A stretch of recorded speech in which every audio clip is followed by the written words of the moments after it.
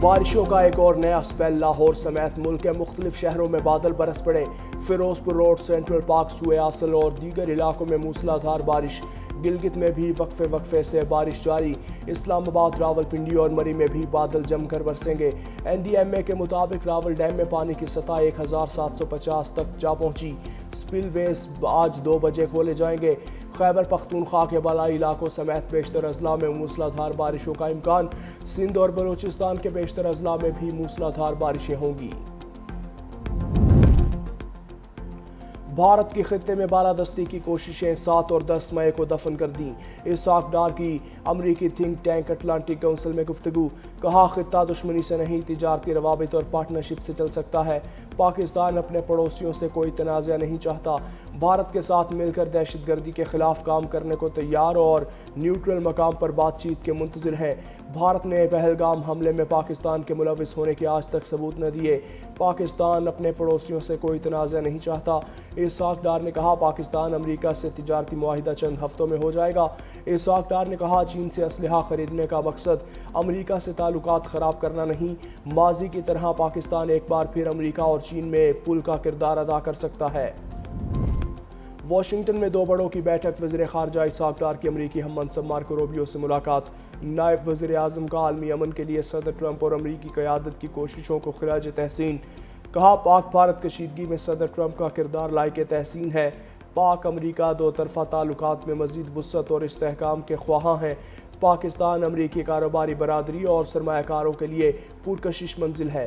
امریکی وزیر خارجہ مارکو روبیو کا دہشت گردی کے خلاف جنگ میں پاکستان کی قربانیوں کا اعتراف۔ بولے عالمی اور علاقائی امن کے حوالے سے پاکستان نے ہمیشہ مثبت کردار ادا کیا۔ امریکی محکمہ خارجہ کے مطابق مارکو روبیو نے ایران کے ساتھ مذاکرات میں ثالثی کے لیے پاکستان کے تعمیری کردار کو سراہا۔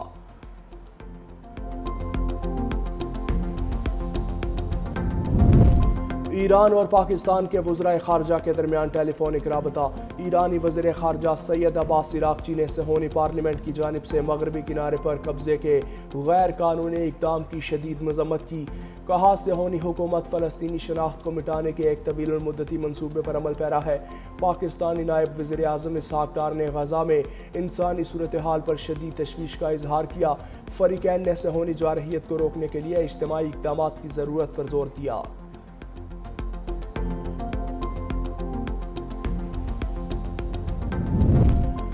پاکستان کو یوکرین میں جاری جنگ پر گہری تشویش ہے۔ اقوام متحدہ میں پاکستان کے نائب مستقل مندوب سفیر عثمان جدون کی بریفنگ۔ کہا یوکرین تنازعہ 4تھے سال میں داخل ہو گیا، لاکھوں افراد بے گھر، شہری انفراسٹرکچر تباہ ہو گیا۔ قیدیوں کے تبادلے اور استنبول میں بات چیت امید کی کرن ہے۔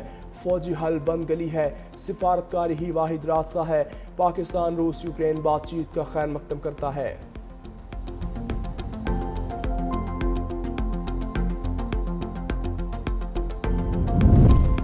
سیلفی کا جنون 2 نوجوانوں کی جان لے گیا۔ چکوال کے لکھوال ڈیم میں سیلفیاں لیتے 2 نوجوان ڈوب کر جاں بحق۔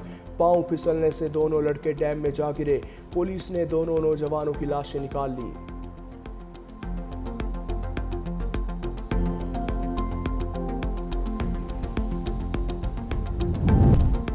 اور ٹھل میں افسوسناک حادثہ، گھر کی چھت پر سوئے باپ بیٹے پر بجلی کی ہائی وولٹیج تار گر گئی۔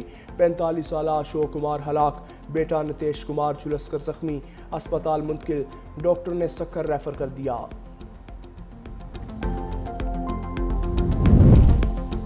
پنجاب میں دریا بفر گئے، کئی دیہات زیر آب۔ جنگ میں دریائے چناب سے ملحقہ نشیبی علاقوں میں پانی داخل۔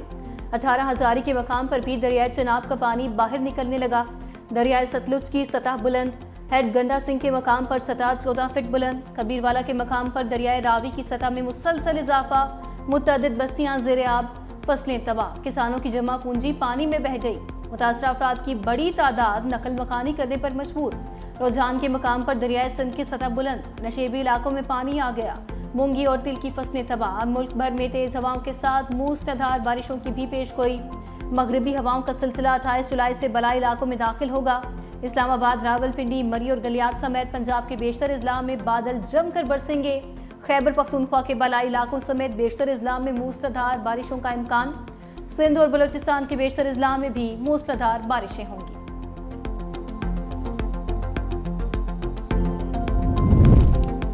بے رحم موجوں نے جینے کا حق چھین لیا۔ بلوچستان کے ضلع دکی میں ندی میں نہاتے ہوئے 4 بہنیں ڈوب گئیں۔ لوگوں نے اپنی مدد آپ کے تحت لاشوں کو ندی سے نکالا۔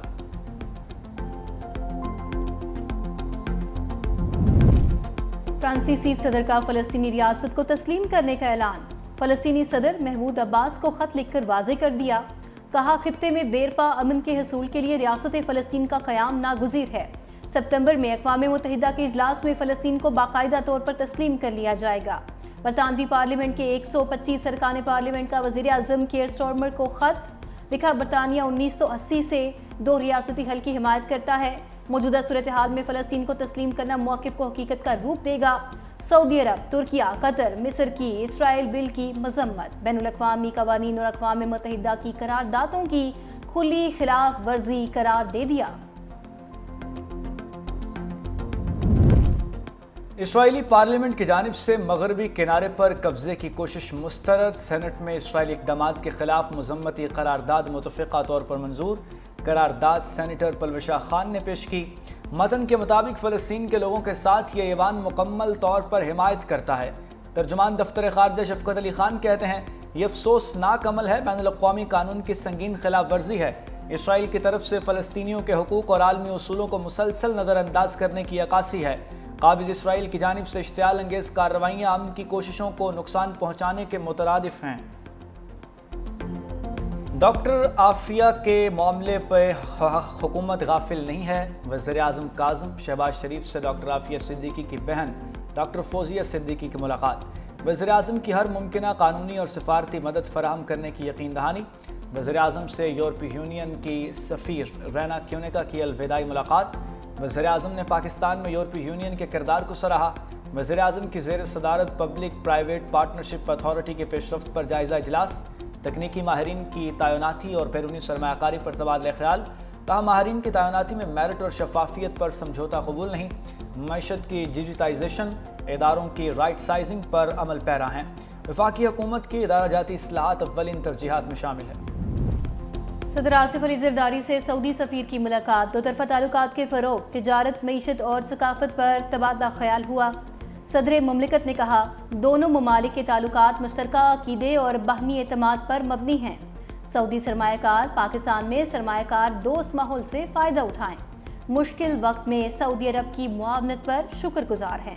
صدر مملکت نے خادم حرمین شریفین اور ولی عہد کے لیے نیک تمناؤں کا پیغام بھی جاری کیا۔ لندن ہائی کورٹ میں سچ اور جھوٹ کا مارکا، بھگوڑے عادل راجہ کو بدترین شکست۔ عادل راجہ کے تمام ثبوت فریب پر مبنی نکلے۔ برطانوی عدالت میں ٹھوس شواہد پیش کرنے میں ناکام۔ بریگیڈیئر راشد نصیر اور پاکستان کی ٹیم مکمل تیاری میں نظر آئی۔ لندن ہائی کورٹ کے جج نے ریمارکس دیے۔ عادل راجہ کا کلیم غلط معلومات پر مبنی دکھائی دیتا ہے۔ انٹیلیجنس ایجنسی پر الزامات بناوٹی نظر آتے ہیں۔ برطانوی جج کی عادل راجہ کے ذرائع پر بھی کڑی تنقید۔ ریمارکس دیے، JIT رپورٹ میں ISI کا ذکر نہیں، پھر کیسے ارشد شریف کے قتل کا الزام لگایا۔ عادل راجہ کے شواہد توڑ مروڑ کر پیش کرنے پر جج کا برہمی کا اظہار۔